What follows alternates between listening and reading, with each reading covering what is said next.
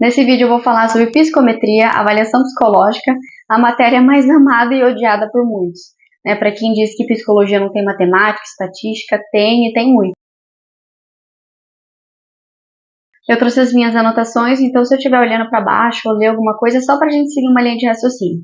Então, sem muita enrolação, o que seria a definição de avaliação psicológica, A avaliação psicológica é um processo estruturado de investigação de fenômeno psicológico, composto por métodos, técnicas e instrumentos, com o objetivo de prover informações à tomada de decisão. Então, o que nós achávamos que era avaliação psicológica? Era como se fosse uma avaliação de médico. Você ia lá, ele olhava as questões que você trazia e, nossa, você tem tal coisa. Só que a avaliação psicológica não é assim.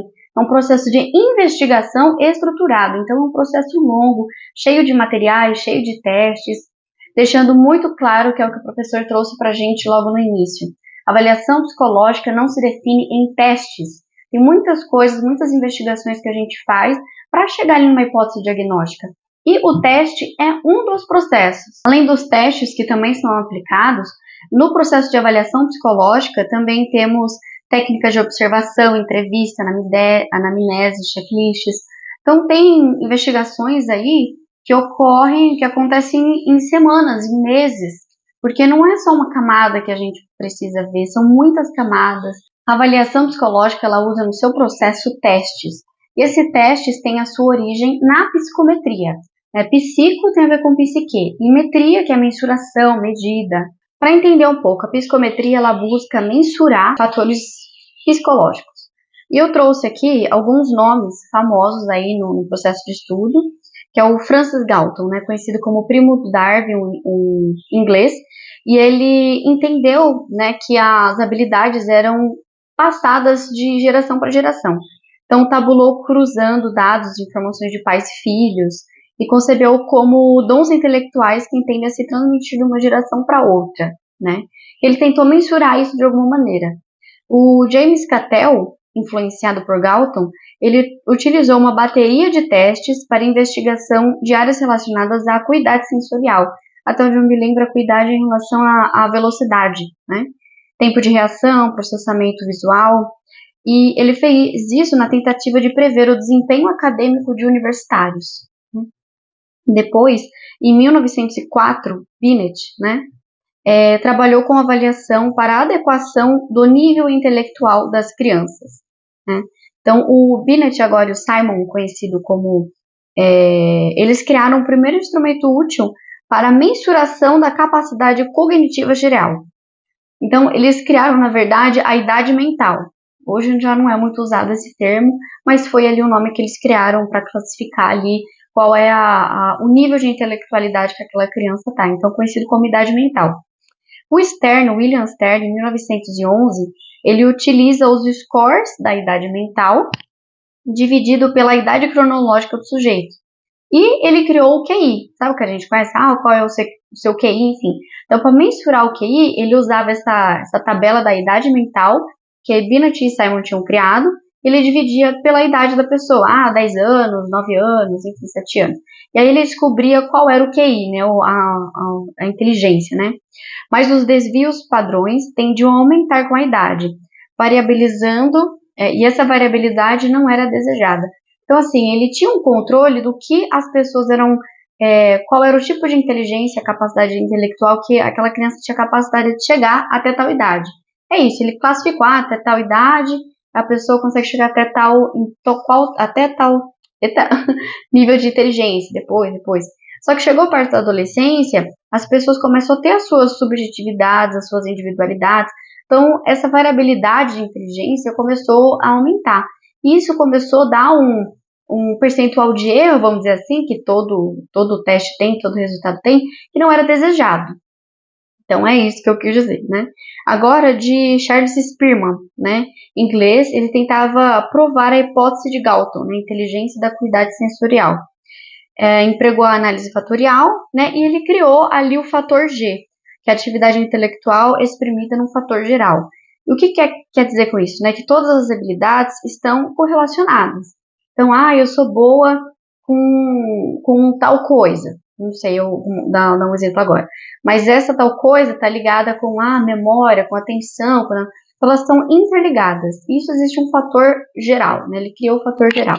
Depois de ter falado um pouco desses estudiosos, também a definição de avaliação psicológica, eu vou falar sobre como é que funciona esse processo na prática, no dia a dia, né? Que eu falei que é um processo longo, uma investigação.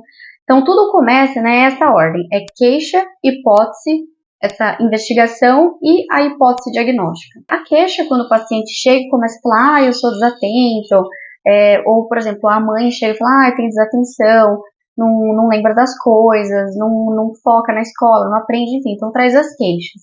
Quando a pessoa traz isso, você, como profissional ali de avaliação psicológica, vai criando hipóteses diagnósticas, que é o segundo processo. Então, você vai anotando, deve ser dislexia, deve ser TDAH, então você anota. São achismos, né, daquilo com a bagagem que você já tem experiência.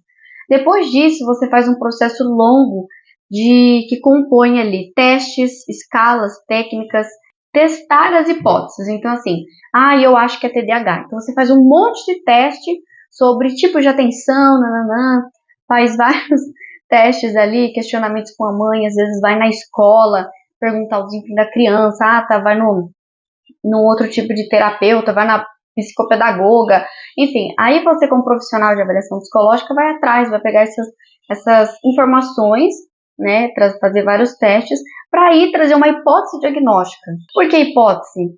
Porque nem sempre dá para falar, é realmente isso, né, você traz aquela bagagem, tudo que você conseguiu coletar e fala, nossa, tem indícios de que você tem TDAH, tem e você traz esse diagnóstico. Então é isso, então é queixa, hipótese, essa parte, né, de investigação, e depois a entrega da hipótese diagnóstica ali, explicação para a pessoa do que está acontecendo com ela, o que pode ser, dando as orientações necessárias.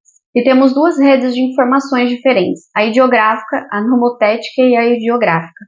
A nomotética são características que assemelham os indivíduos, os grupos, né? E a parte ideográfica tem a ver com as individualidades daquele indivíduo. Então, assim, a parte nomotética do processo de avaliação psicológica ali é a parte de testes, a parte que tem uma parametrização do tipo, se a pessoa tem essa pontuação, significa isso, ou tem propensão a isso, eu tenho que fazer essa análise. Mas é isso, é o que iguala ele ao todo, a esses parâmetros. Já o ideográfico é a investigação de como é a vida dessa pessoa, como é a escola dessa pessoa, alimentação, até como é que foi o parto da pessoa, você pesquisa, né? Tem a parte da anamnese, da pesquisa, da investigação, enfim. Então, trazendo isso para a realidade, nomotético e ideográfico. A nomotético é quantitativo, é número, é estatística, enfim. E a ideográfico tem a ver com qualitativo, você qualificar a informação nomotética que você recebeu. Então, assim, você vai lá, aplica o teste na pessoa, tudo, e dá que o QI dela tá abaixo da média, do normal, né? Então, o gráfico, ela tá abaixo do normal, da normalidade. Aí você, olhando só aquilo, a parte nomotética, quantitativa, vai falando, nossa, tem algum atraso intelectual aí. Se você não faz investigação da vida dessa pessoa, você às vezes traz um diagnóstico equivocado. Então, você olha aqui e fala, nossa, deve ter um atraso intelectual aí, a atenção não tá legal, enfim. Só que se você vai, por exemplo, investigar essa criança, ela não come direito, a infância dela foi cheia de brigas, às vezes ela teve em vários lares diferentes, na questão da adoção, por exemplo. Então, às vezes, aquela criança, não é que ela tem uma questão fisiológica, né? Às vezes ela não teve a oportunidade de desenvolver o intelecto dela, ali a parte cognitivo, né? Então, a gente tem que olhar esses dois lados, a parte nomotética, quantitativa e qualificar essa informação, para a gente não dar diagnósticos errados. Um ponto que a gente estudou também são as normas. Basicamente, elas são tabelas, né? Que você faz um teste, tem um resultado, e para você conseguir interpretar esse teste de pontuação de atenção, pontuação de não sei o que, enfim, para você conseguir interpretar ele, você precisa de uma base, né? Para você comparar ali.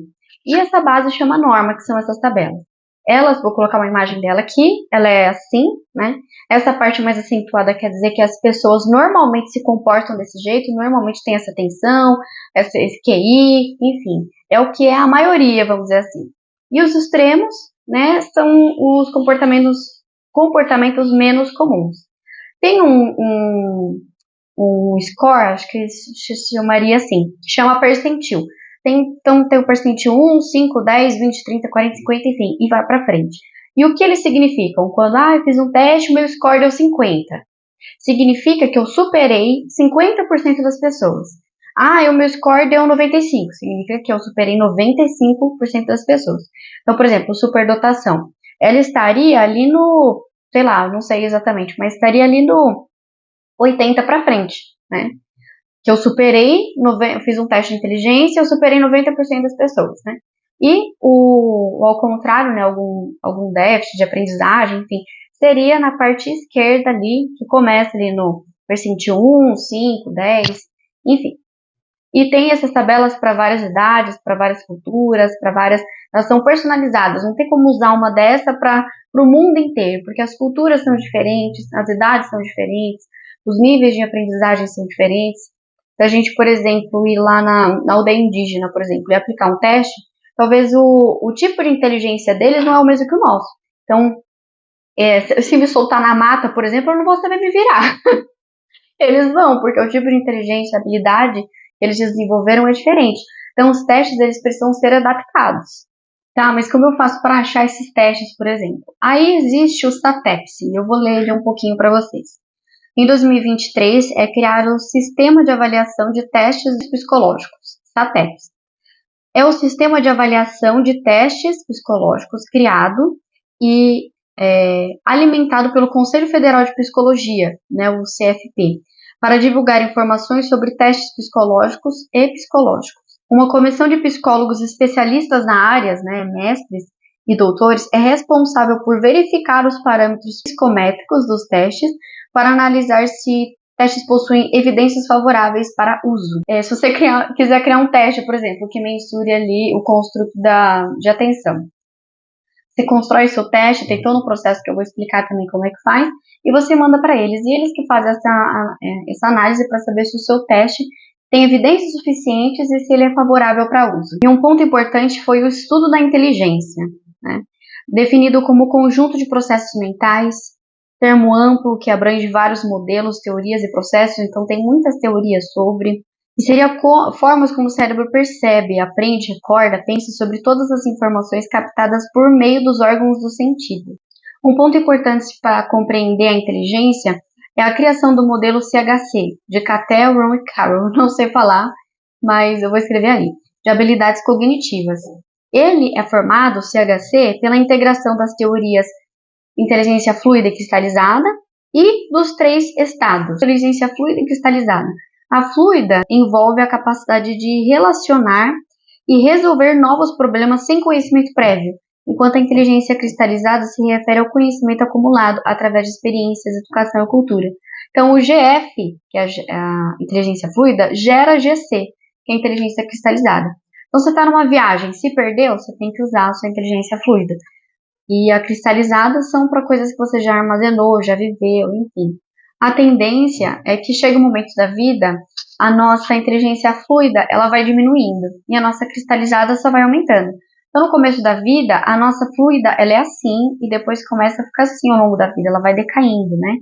Já a cristalizada no começo da vida, ela começa assim, ela impulsiona e vai.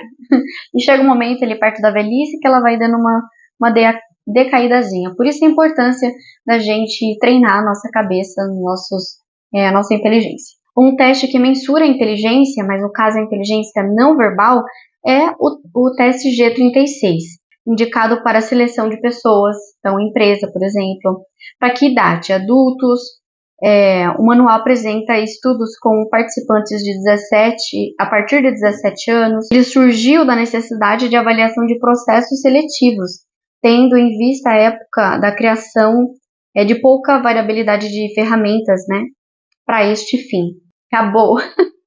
Esse é o último tópico sobre avaliação psicológica. Da primeira parte, ainda tem a segunda parte, tá?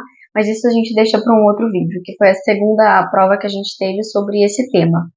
E espero que vocês tenham gostado. Eu vou deixar também uma lista, como se fosse um sumário, sobre todos os tópicos que eu abordei nesse vídeo. Aqui na legenda também tem um resumo, né? Eu sempre faço os resumos, então eles estão disponíveis aí para você acessar e adquirir, tá? E qualquer dúvida, qualquer coisa, manda aqui, se eu puder ajudar, se eu puder compartilhar. É isso.